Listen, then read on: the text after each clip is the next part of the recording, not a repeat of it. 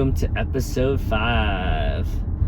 I'm doing this in splits because I know we all have short attention spans, so I don't know about you guys, but I feel like 10 minutes is like a good amount where you can dedicate to something and hopefully not lose any interest. So today we will be talking about friendships, love, and family. All can have its own episode probably. So I'll talk about friendships first. How many of you guys feel like sometimes you give more effort into making that friendship continue compared to, like, I don't know about you, but sometimes I feel like I put a lot more effort into reaching out to my friends, and I know everyone has different priorities. And for me, friendship is really important. For some people, it's not as important. People always tell me like, oh man, like, honestly, I should put more of an effort into reaching out to people like you do. And I appreciate that. I respect that. And it's exhausting, I think for me, just really, there's certain people who are like, there's no energy. Like, it feels effortless to continue to keep in touch with. And there's certain people in your life where drains the energy out of you. So if I were you, think back to which energy or which groups of people, or who, maybe name 3 to 5 people who you'll keep in touch with, and it's always going to be a good relationship, right? Like, the top of mind that comes out for me is Zack, Edwin, Adam Platic, my godmother Leya Ogahari. And then for you, right, think and then reflect on why do you think that is, that it doesn't feel like work reaching out to them, right? Is it that you guys aren't judging each other? You guys fully accept each other? You're not trying to change each other? You're not trying to force each other's thoughts and opinions on with each other? For me, it's folks who I feel like I can authentically be myself. Like, I don't have to be a certain way. I don't have to prove myself. I don't have to like be all polished and buttoned up. I can just be silly, or I can just wear a t-shirt around them. Like, I don't feel like I have to dress up, or I have to put on a front, put on that I'm okay,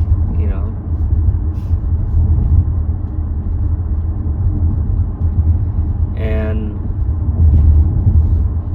also being okay with silence and gaps. It's certainly a skill. And slowing down, not feeling like I have to rush everything, and being able to,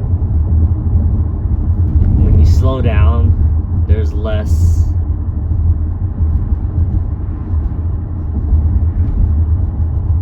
filler words, there's less ums and ahs, and sometimes it makes you come off more confident.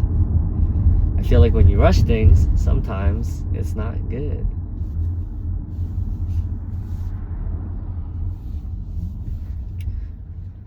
But yeah, guys, this year has been super interesting. It's been a year of discomfort, a year of focus, but also the year that I finally believe in myself. How many times have we doubted ourselves, or we're comparing ourselves to others, telling ourselves that we're not good enough, we're not fit enough, we're not tall enough, we're not ambitious enough? How many limiting beliefs do you put on yourself? For me,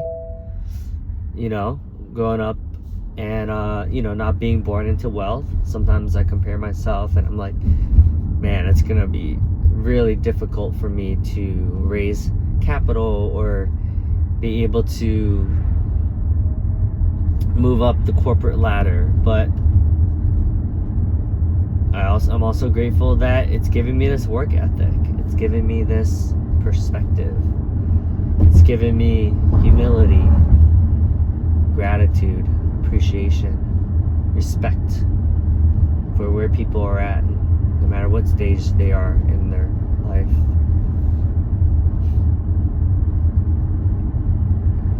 So, if I were you, I would reflect on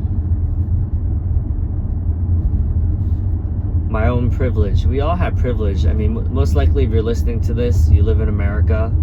If not, welcome to my channel, subscribe, and let other people know about it if you enjoyed this conversation. But let's just say most of my ecosystem lives in America, right?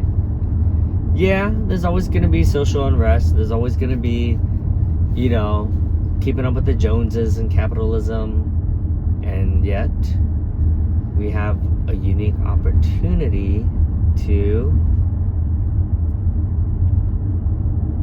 really take a step back. You know, let's say you've been working 50 hours a week and you were affected by layoffs. You finally have an opportunity to take on that hobby that you've been meaning to continue on that path, but you've been putting it off. You know, yes, not having a job sucks, but at the end of the day, most people at your gravestone, it's not going to be like, oh, he was a diligent worker that punched in 9 to 5 every day.